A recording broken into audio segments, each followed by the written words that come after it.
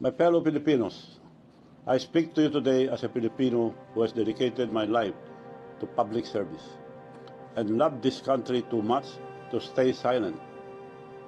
I once believed our nation was finally rising, only to see corruption pull it back down again. Our people are struggling, prices are high, there is flooding everywhere, and billions are being lost to corruption.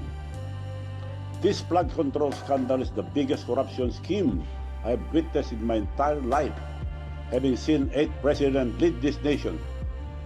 This is an obvious, well-orchestrated scheme created by this administration to exploit the country's national budget for personal gain. The floods have only worsened during Marcos Jr. administration. Why?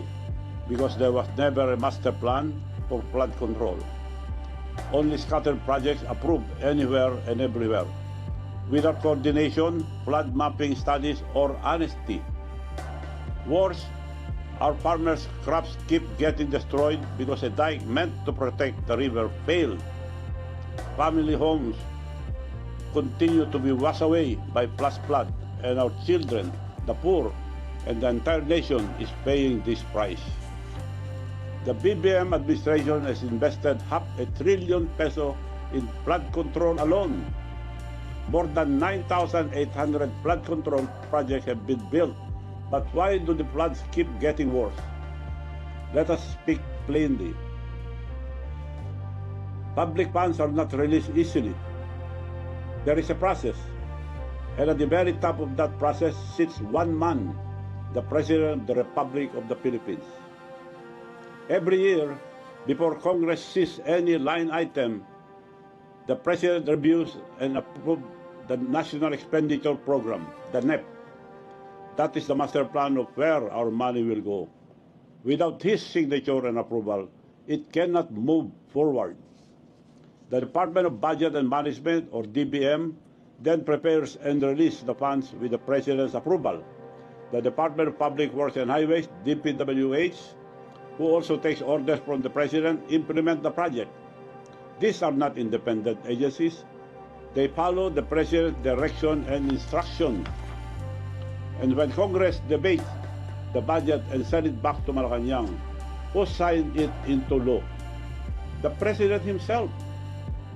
He approves the General Appropriation Act, or GAA, with full knowledge of its content. So when the Congress and Senate inserted $450 billion in public work funds and Marcos Jr. vetoed only $29 billion, it means he personally reviewed the remaining $421 billion in infrastructure. It also means he conferred with his first cousin Speaker of the House of Representatives, Martin Rumualdez. He also chairs the Cabinet Cluster of Disaster Preparedness and Infrastructure, which means he should be leading the creation of a genuine, science-based national flood control plan. He is responsible for the long-term plan of his own Build Better More program. But instead, it has turned into Build More, Waste More. Every major flood project, every rehabilitation program, every large-scale public works, all of it passes through his desk. He reviews every plan and approves every peso. So tell me, how can anyone say, I don't know? How can he say, you should be ashamed of yourself? Perhaps it is you that you should be ashamed of yourself, Mr. President. Filipinos' hard-earned pesos have disappeared into flood control projects like ghosts. Who carries the ultimate responsibility? It is not the officials, not the engineers, not the contractors. It is the President who holds the power and the trust of the nation. Corruption has been allowed to flood every agency of his government. It is a failure of leadership at the very top. What our President is doing is shifting the blame to others to save himself. That, ladies and gentlemen, is called a weak leader. Let me ask this simple question. Why is the ICI, the Independent Commission on Infrastructure, not investigating Ilocos Norte? Did you know that majority of the flood control projects in Ilocos Norte are contracted to either the Discayas or the newly elected Lawag mayor, handpicked by the President himself? Almost 4 billion pesos has been funded to this mayor, who is their favorite contractor since Bongbong administration. Why is this not being flagged? The controversial Discayas themselves have 2.7 billion flood control projects that are paid in advance, with some uncompleted in Ilocos Norte. Why are the investigations skipping Ilocos Norte? The clearest example of how corruption hides under political protection. If he is doing this in his own province, then there is no doubt he is doing this to the rest of the country. I challenge you, Mr. President, to order your so-called independent body, the ICI, to begin this probe in your own province of Ilocos Norte. Prove credibility first before diverting blame to others. I challenge the youth and the religious group to accompany the ICI in their investigation of Ilocos Norte. I urge the public to call out the engineers and contractors in Ilocos Norte to stop protecting the mastermind. Look at how they will spin the story and try to silence me. The so-called plunder case they filed against me is a baseless complaint, a political weapon meant to destroy me because I have chosen to speak the truth about corruption at the highest level. If there is any truth to any accusations against me, I am willing to go to jail. I am a man of one word. The complainant of this plunder case, Attorney Tilly Cordero, who has a record of being suspended for 6 months by the Supreme Court for violation of the Code of Professional Responsibility, or CPR of lawyers. She even came to my house asking for money, proof of pictures which I will post publicly. She is the first cousin of the mayor I defeated in Narbacan, Mayor Eduardo Zaragoza, the most corrupt mayor that Ilocos has ever had. For 33 years that he and family were mayors, there has been no progress, no new municipal building, no new market, and barely any infrastructure except ghost project. This mayor even had ghost farmers to convert public funds to the mayor's pocket. In my barangay Solbec alone, they appropriated 9 million pesos for the benefits of 65,000 ghost farmers, while the official registered farmers are only 80, with the whole population of Narbacan being only 44,000. I filed that case 10 years ago, but the Ombudsman has not even touched that very blatant case up to now. Why have they accepted this fake complaint against me in just 1 day, but not act on the real plunder case I filed against Mayor Zaragoza? This is how they operate: silence the whistleblower and protect the corrupt. They attack me because I'm not afraid to tell the truth.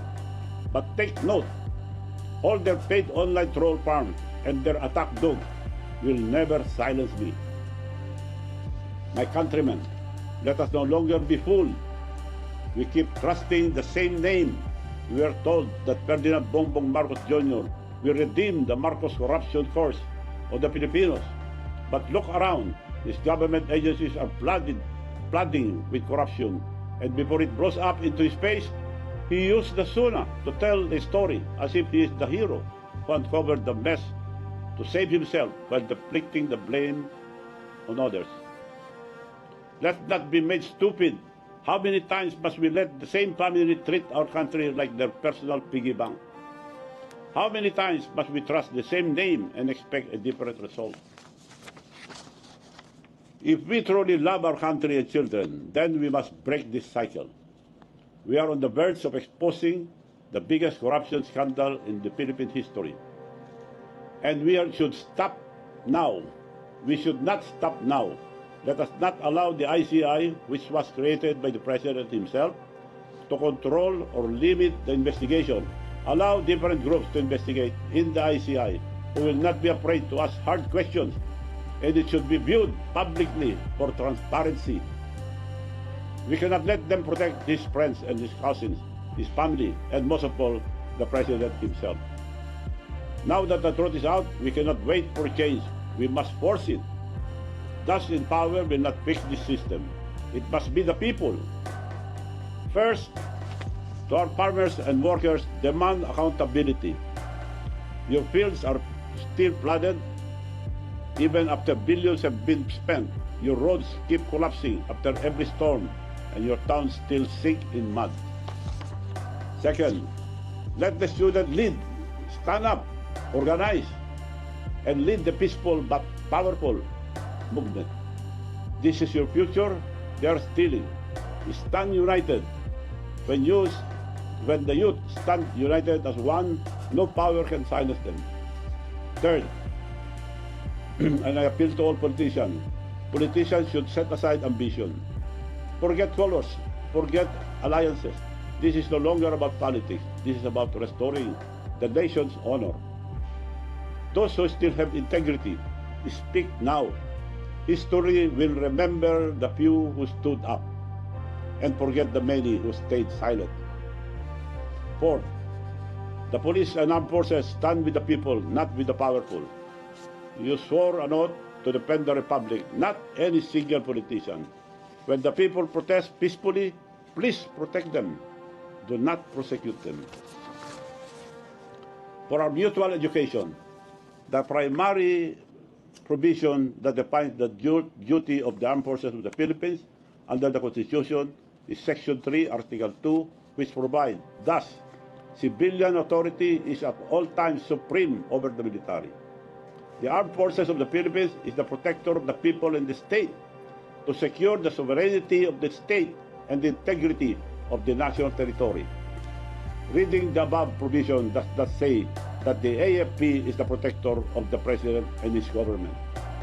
It says protector of the people and the state. And finally, to all Filipinos, demand accountability at the top. The truth can no longer be hidden, and the people will no longer be silenced. We are not stupid. We deserve better. Our children deserve better. If we stay silent, the truth will be buried again, and our children will pay the price. This is not about politics. It is about true or sober leadership and accountability. If the President cannot face the truth and take responsibility for his failures, he must step aside for the sake of the nation.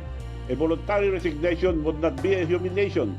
It would be an act of dignity, a rare moment of courage that could still restore trust in our institution. Every peso diverted and every project that doesn't exist is not just a waste. It is a loss of life, loss of security, loss of dignity. I urge all of you to rise and speak and to act now so that the truth may guide our country forward. Thank you, and may God bless the Philippines.